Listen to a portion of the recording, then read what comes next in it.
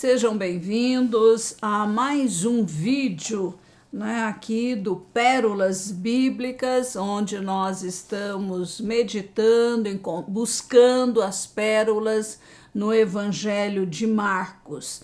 E você então pode ficar conosco e aí nos acompanhar nessa leitura comentada que nós vamos fazer. E isso vai te ajudar no seu crescimento pessoal. O ideal para todos nós é expressarmos a nossa melhor versão, ou seja, aquele plano que Deus estabeleceu para cada um de nós. E então aproveite, dê o seu like, se você ainda não é cadastrado, cadastre-se no nosso canal, para que você possa se expor a todos os nossos vídeos, os nossos estudos. E aproveita, compartilha aí com a sua rede social. Convido você para me acompanhar na leitura do texto que está registrado no Evangelho de Marcos, portanto, Novo Testamento, capítulo 4, do versículo 21 até o 34. Jesus fala sobre a luz. Jesus também lhes disse: será que alguém traz uma lamparina para que seja colocada debaixo de um cesto ou de uma cama? Por acaso não a coloca num lugar que ilumine bem? Porque não há nada oculto senão para ser manifesto, e nada escondido senão para ser revelado.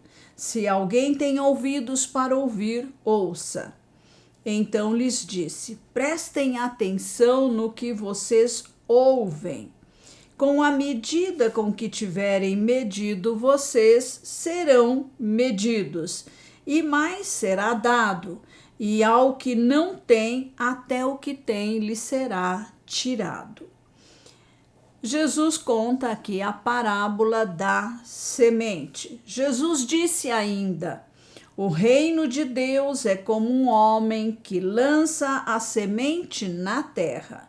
Ele dorme, acorda de dia, de noite, e a semente germina e cresce, sem que ele saiba como. A terra por si mesma frutifica. Primeiro aparece a planta, depois a espiga e por fim o grão cheio na espiga. E quando o fruto já está maduro, logo manda cortar com a foice, porque chegou a colheita. Jesus também conta a parábola do grão de mostarda. Disse mais: com que poderemos comparar o reino de Deus? Ou com que parábola o apresentaremos? Ele é como um grão de mostarda que, quando semeado, é a menor de todas as sementes sobre a terra. Mas uma vez semeada, cresce e se torna maior do que todas as hortaliças. Cria ramos tão grandes que as aves do céu podem se aninhar à sua sombra. O uso das parábolas, Por que Jesus usava parábolas? E com muitas parábolas semelhantes, Jesus lhes expunha a palavra, conforme podiam compreendê-la. E sem parábolas não lhes falava. Tudo, porém, explicava em particular aos seus discípulos, aos próprios discípulos. A parábola, ela pode ser um enigma, aos duros de coração, de mente, mas não visa ser oculta debaixo da cama. A verdade, os princípios são luzes que precisam se manifestar para todos os ouvintes. Deus tem mistérios ou segredos que precisam ser desvendados para nós. Jesus quer que os seus discípulos entendam os mistérios do reino dos céus. Hoje, o Espírito Santo está no cristão para decodificar esses segredos ocultos que estão na palavra de Deus, na Bíblia Sagrada. E é por isso que somos chamados para anunciar o Evangelho do Senhor Jesus Cristo. Isso faz parte da nossa missão aqui na Terra. Todo aquele e aquela que conhece o Evangelho da salvação em Cristo Jesus deve anunciá-lo. A luz deve ser revelada, deve ser colocada em lugar alto para conferir o máximo de luz. O sentido da parábola da candeia é o da necessidade de frutificação. A luz revela a justiça de Deus e coloca o pecado à vista. A mensagem do reino é um tesouro precioso contido num mistério que eventualmente será totalmente conhecido ou desvendado. Jesus deixa claro que o tipo de audição vai influir no nível da revelação que vamos receber. Todo aquele, aquela que ouve com atenção, né, a palavra de Deus, será recompensado, porque não apenas ouviu, mas também praticou o que a mensagem lhe dizia para fazer. Os que ouvem a mensagem com negligência serão julgados com severidade.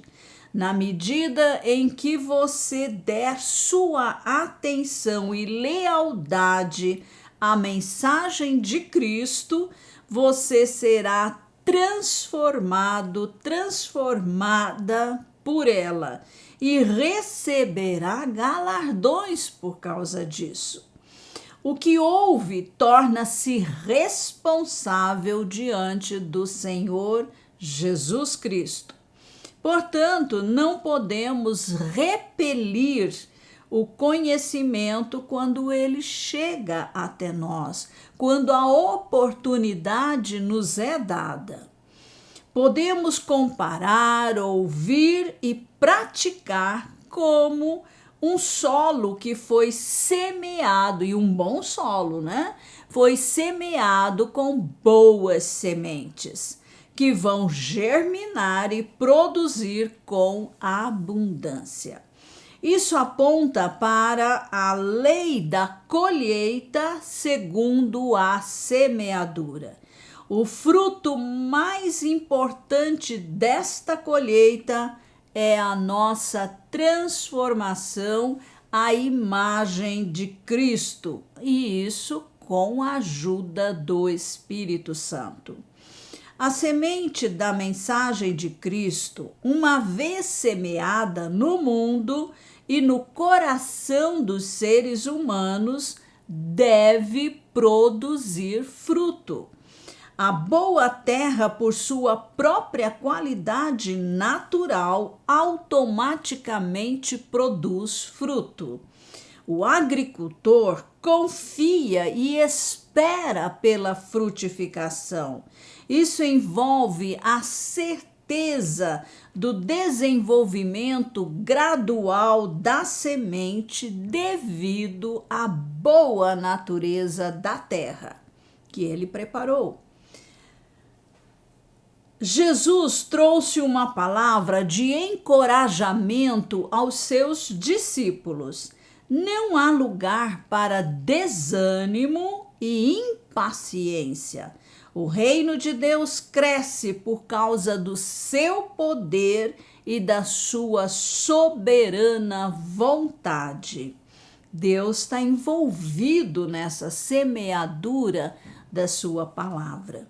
A semente do Evangelho de Cristo é poderosa para recriar o nosso espírito e transformar a nossa personalidade à imagem da personalidade do Senhor Jesus Cristo.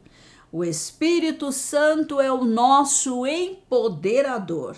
A vida de Deus está na semente.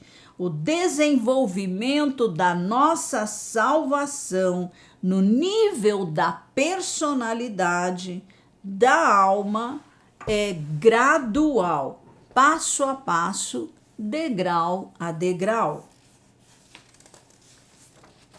A parábola nos ensina que se a semente foi plantada em bom solo, há garantia de que haverá colheita. E essa colheita está sempre associada ao retorno de Cristo, quando ele for estabelecer, ou ele vai estabelecer, o seu reino milenar. As leis da natureza são leis de Deus, foi ele que as estabeleceu. A semente se desenvolve, transformando-se numa planta que cresce, frutifica e amadurece a sua frutificação, levando assim à colheita. No reino espiritual acontece a mesma coisa. Deus controla tanto as leis naturais como as espirituais. No reino natural, o grão é recolhido, e isso é algo bom e proveitoso. No reino espiritual, também haverá um dia que se encerra as nossas obras, terrenas, e estaremos na eternidade com o Senhor. A foice não é um símbolo cristão e aponta para a morte física. O grão de mostarda, quando se semeia, é uma pequena semente, mas quando cresce pode servir aí para abrigar pássaros. Esta parábola ilustra que não podemos desprezar os pequenos começos. O pequeno grupo de discípulos de Jesus, formado por pessoas comuns, tornou-se o maior de todos os arbustos. Deus é especialista em usar poucas pessoas para que o resultado seja tributado a Ele apenas. Basta-nos ter a graça de Deus. A provisão de Deus excede toda potencialidade humana. Agora, o crescimento só acontece no tipo certo de solo. O ouvinte é responsável por ouvir corretamente. Ouvir e obedecer é a nossa parte. O crescimento pertence a Deus.